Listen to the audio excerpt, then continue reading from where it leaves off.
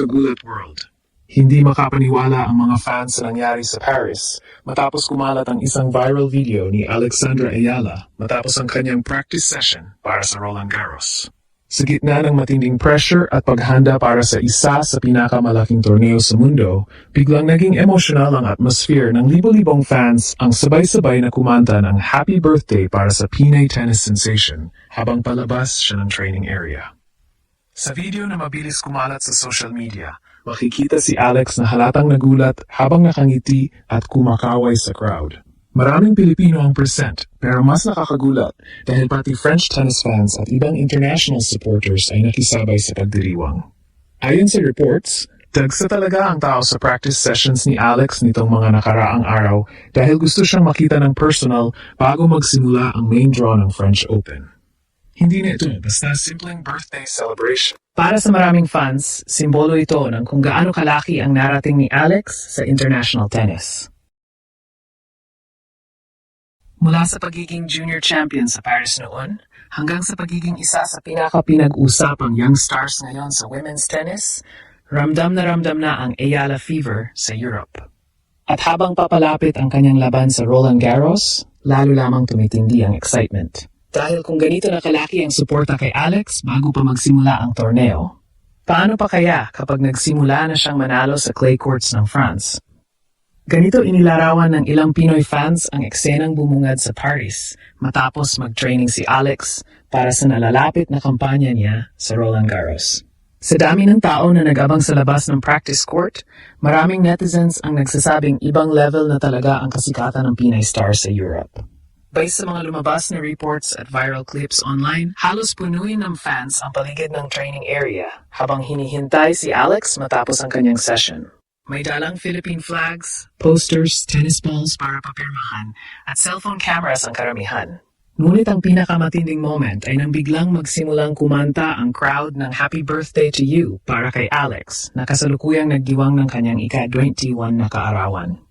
Makikita sa video na tila hindi inaasahan ni Alex ang gesture. Napahinto siya sandali, ngumiti, at halatang naging emotional habang pinapalakpakan ng mga tao. Marami ang nagsabing iyon ang isa sa pinaka-wholesome moments ng Roland Garros Week bago pa man magsimula ang tunay na bakbakan sa torneo. Pero ang mas nakagugulat, hindi lang Pilipino ang sumisigaw para kay Alex. May mga French fans, tennis vloggers, at international supporters na rin na nahatak na sa Alexandra Ayala wave. Sa social media, maraming foreign tennis fans ang pumuri sa kanyang attitude, composure, at fighting spirit. Simula pa nung historic breakthrough niya noong 2025 at ang pag-akyat niya sa world rankings nitong 2026, mas lalo siyang naging recognizable figure sa women's tennis. At may dahilan kung bakit special para kay Alex ang Paris. Hindi lang ito ordinaryong tournament venue para sa kanya. Dito mismo sa Roland Garros, siya minsang naging junior doubles champion bilang estudyante ng Rafa Nadal Academy, isang achievement na naging pundasyon ng kanyang international rise. Ngayon, ibang Alex na ang bumalik sa France. Hindi na siya simpleng promising junior player. Isa na siyang legitimate WTA contender na kayang sumabay sa mga top names sa tour. Sa edad na 21, dala niya na yon ang pressure ng pagiging mukha ng Philippine tennis at isa sa pinakamalalaking sports icons ng bansa. At ramdam yun ng crowd.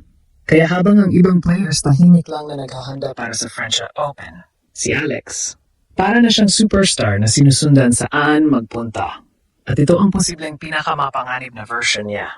Dahil minsan sa sports, kapag ang atleta ay puno ng confidence, momentum, at pagmamahal mula sa fans, doon nagsisimula ang mga hindi inaasahang milagro, kundi momentum.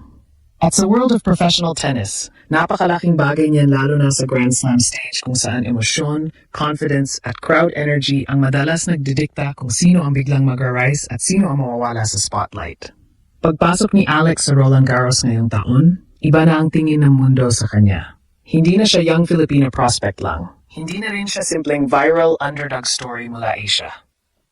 Unti-unti na siyang tinatrato bilang tunay na threat sa women's bracket, lalo na sa clay court kung saan komportable ang kanyang baseline game, movement at patience sa rallies.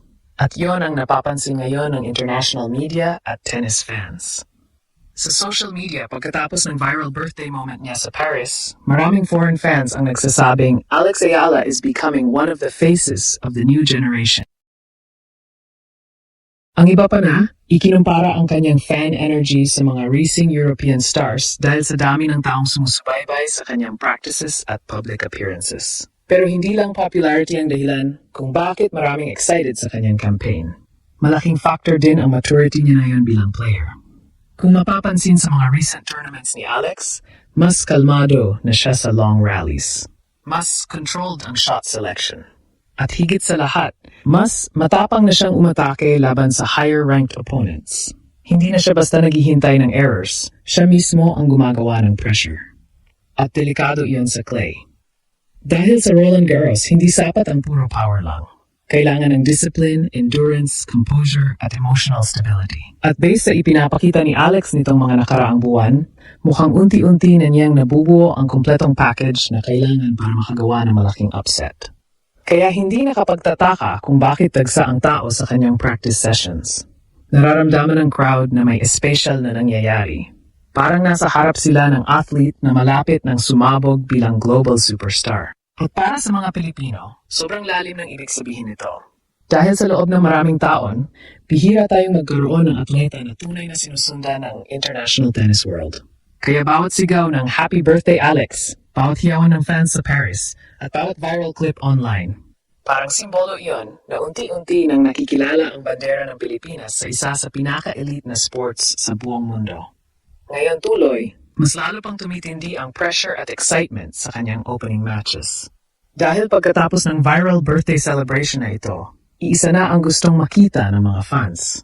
Hindi lang simpleng magandang laban, kundi isang historic Roland Garros run na pwedeng tuluyang magbago sa career ni Alex at baka pati kasaysayan ng Philippine tennis mismo.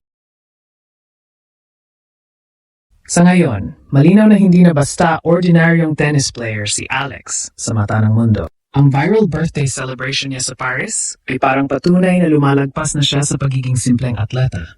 Nagiging global sports personality na siya na kayang magdala ng emosyon, crowd energy at inspirasyon saan man siya magpunta.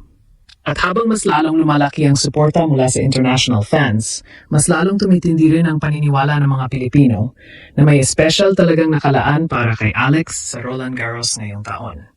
Dahil minsan sa sports, may mga sandaling parang simpleng viral moment lang sa simula. Pero kalaunan, yun pala ang simula ng isang historic breakthrough. Kaya ngayon, buong France nakatingin kay Alex. At habang umaalingaw-ngaw pa rin ang happy birthday chants sa Paris, posibleng naghahanda na rin ang mundo para sa susunod na malaking kabanata ng kanyang career.